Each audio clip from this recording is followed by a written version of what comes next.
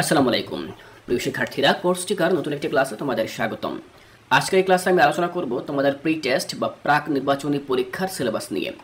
এখানে যে সিলেবাসটি দেখতে পাচ্ছ, এই সিলেবাসটি মূলত প্রকাশ করেছে যশোর শিক্ষা বোর্ড থেকে। আর তোমরা জানো, যশোর শিক্ষা বোর্ড থেকে যে সকল সিলেবাসগুলো প্রকাশ করা হয় সেগুলো কিন্তু ঢাকা শিক্ষা বোর্ডের সাথে অনেকটা মিলে যায়। আর ঢাকা শিক্ষা বোর্ডের সাথে যদি সেই সিলেবাস মিলে যায় তাহলে কিন্তু পুরো বাংলাদেশে যে বোর্ডগুলো রয়েছে প্রায় একই ধরনের সিলেবাস মেনটেন করা হয়। সুতরাং তোমরা এখনও যারা সিলেবাসটি পাওনি, এই সিলেবাসটি ফলো করতে পারো এবং এই সিলেবাসটি অনুসরণ করে তোমরা প্রাক নির্বাচনী পরীক্ষার জন্য প্রস্তুতি নিতে পারো। তাহলে চলো আমরা দেখে নেই যে এই যে প্রাক নির্বাচনী পরীক্ষা আমাদের সামনে সেপ্টেম্বরে আসতে যাচ্ছে, সেই পরীক্ষায় আমরা কোন কোন অধ্যায়গুলো পড়ব। শিক্ষার্থীরা, প্রথমে আমরা দেখব দশম শ্রেণীর প্রাক নির্বাচনী পরীক্ষার বাংলা প্রথম পত্র বিষয়ের যে সিলেবাস সেটি। তো এখানে তোমরা গদ্য হিসেবে 7টি গদ্য পড়বে, যার মধ্যে রয়েছে প্রত্যুপকার, শুভা, বই পড়া, আম আটির ভেঁপু, মানুষ মোহাম্মদ সাল্লাল্লাহু আলাইহি সাল্লাম, নিমগাছ, শিক্ষা ও মনুষ্যত্ব। এই গদ্যগুলো তোমরা পড়বে বাংলা প্রথম পত্র থেকে। পদ্য বা কবিতা থেকে তোমরা পড়বে কপোতাক্ষ নদ, জীবন বিনিময়, উমর ফারুক, সেই দিন এই মাঠ, বৃষ্টি এবং আমি কোনো আগন্তুক নই। এই কবিতাগুলো তোমরা পড়বে। আর সহপাঠ থেকে তোমরা উপন্যাস পড়বে, শুধুমাত্র উপন্যাসই রয়েছে, তোমাদের কিন্তু কোনো নাটক নেই। 1971 হুমায়ুন আহমেদ যে উপন্যাসটি লিখেছেন সেই উপন্যাসটি পড়বে। সেখান থেকে আবার পুরো উপন্যাস নয়, 1 থেকে 61 পৃষ্ঠা পর্যন্ত পড়লেই হবে, এর মধ্যে প্রশ্ন আসবে। তো এই হচ্ছে আমাদের প্রাক নির্বাচনী পরীক্ষায় বাংলা প্রথম পত্র বিষয়ের যে সিলেবাস, সেই সিলেবাসটি। এবার আমরা আলোচনা করব পরবর্তী যেই অংশটুকু, সেটি বাংলা দ্বিতীয় পত্র। তো বাংলা দ্বিতীয় পত্রে আমরা প্রাক নির্বাচনী পরীক্ষার জন্য যেটি পড়ব, এই সিলেবাসে যা রয়েছে সেটা হচ্ছে ব্যাকরণ। তো ব্যাকরণে আমরা পরিচ্ছেদ 5 থেকে 12, 17 থেকে 25 এবং 31 থেকে 34 পর্যন্ত যে পরিচ্ছেদগুলো রয়েছে, এই পরিচ্ছেদগুলো আমরা পড়ব। এর মাঝখানে যে পরিচ্ছেদগুলো রয়েছে সেগুলো আমরা এখন পড়ব না, সেগুলো আমরা প্রাক নির্বাচনী পরীক্ষার জন্য পড়ব না। এরপর অনুচ্ছেদ রচনার জন্য আমরা এইগুলো ফলো করব, যেখানে বলা হয়েছে আন্তর্জাতিক মাতৃভাষা দিবস, বিশ্ববিদ্যালয়, বৈশাখী মেলা, বইমেলা, জাদুঘর, সুন্দরবন, রেলগাড়ি। এরপর রয়েছে স্বাধীনতা দিবস, জাতীয় পতাকা। এই বিষয়গুলোর উপরে আমরা অনুচ্ছেদ পড়ব। সারাংশ পড়ব 1 থেকে 10 পর্যন্ত। তোমাদের মূল বইয়ের যে সারাংশগুলো ছিল সেখান থেকে তুমি 1 থেকে 10 পর্যন্ত পড়বে। সারমর্ম ঠিক একইভাবে 1 থেকে 10 পর্যন্ত পড়বে।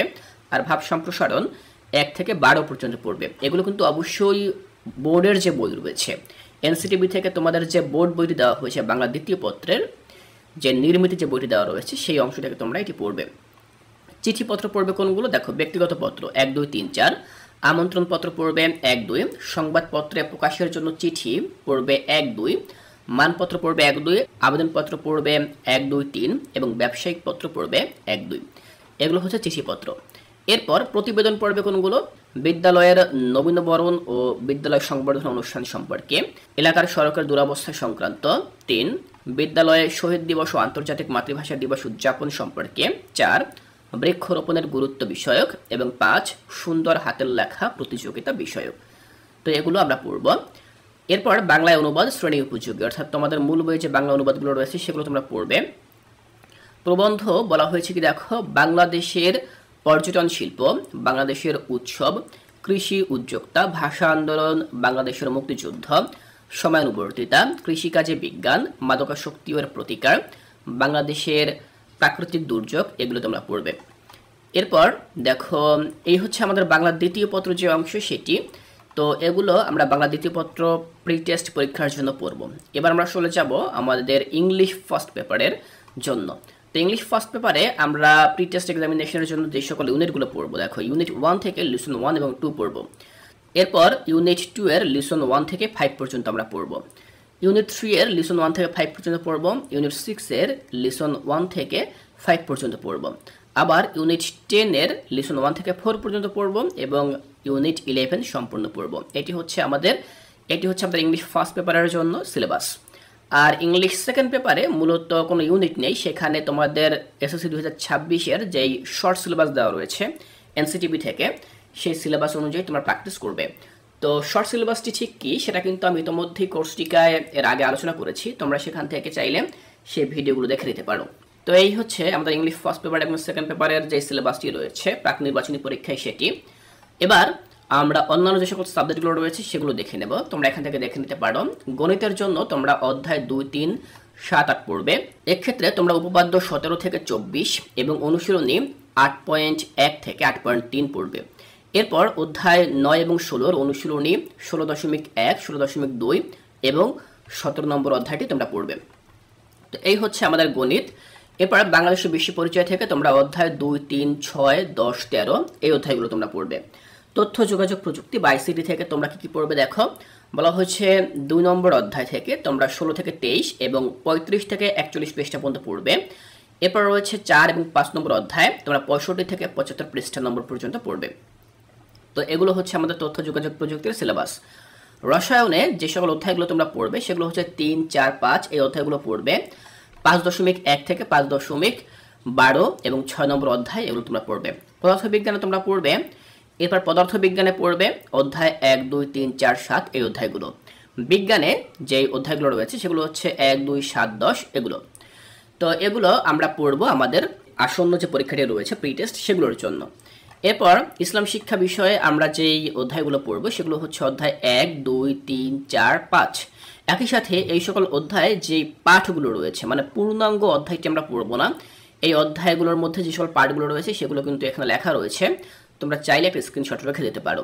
তো অধ্যায় 1 থেকে আমরা 2, 6, 7, 8, 9, 13, 14 এরকম পড়বো। ঠিক একইভাবে এই যে ব্র্যাকেটের মধ্যে পাঠগুলো লেখা রয়েছে সেগুলো আমরা পড়বো। এবার দেখো হিন্দু ধর্ম নৈতিক শিক্ষা, এখানেও কিন্তু অধ্যায় এবং অধ্যায়ের যে পরিচ্ছেদ সেগুলো কিন্তু দেওয়া রয়েছে, একই সাথে পাঠও দেওয়া রয়েছে। যেমন অধ্যায় 1, 4, 6, 8, 9 এবং 10। তো এই সকল অধ্যায়গুলো থেকে কোন কোন পরিচ্ছেদ থাকবে, কোন কোন পাঠ থাকবে সেগুলো এখানে লেখা রয়েছে, তোমরা এগুলো নোট করে রাখতে পারো।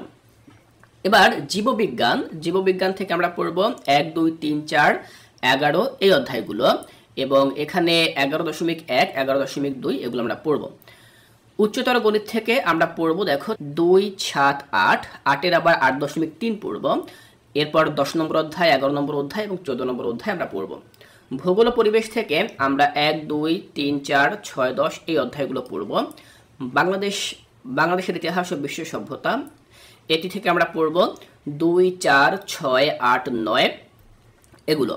পৌরনীতি ও নাগরিকতা, এখান থেকে আমরা 1, 3, 4, 6, 7 এই অধ্যায়গুলো আমরা পড়ব। এরপর হিসাব বিজ্ঞান থেকে আমরা পড়ব হচ্ছে 2, 3, 4, 6, 9, 10 এই অধ্যায়গুলো। বিশদ আয় বিবরণী পর্যন্ত পড়ব।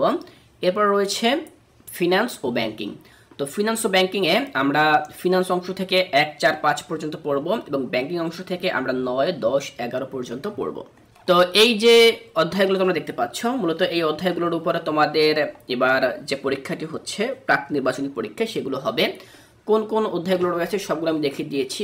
সায়েন্স, আর্টস, কমার্স উভয় গ্রুপের সবগুলো অধ্যায় যা যা এই পরীক্ষায় তোমাদের থাকছে সবগুলো কিন্তু আমি দেখিয়ে দিয়েছি। তোমরা এই সিলেবাস মেনটেন করে তোমাদের পরীক্ষার জন্য প্রস্তুতি নাও। আমি আশা করছি তোমাদের পরীক্ষা অনেক ভালো হবে। শিক্ষার্থীরা, এর পরবর্তী ক্লাসগুলোতে কিন্তু আমি তোমাদের প্রাক নির্বাচনী পরীক্ষার যে সাজেশনগুলো রয়েছে সেই সাজেশনগুলো প্রকাশ করব, অবশ্যই উত্তর সহ প্রকাশ করব। তাই সেই সকল ক্লাসগুলো দেখার আমন্ত্রণ জানিয়ে আজকের এই ক্লাসটি এখানেই শেষ করছি।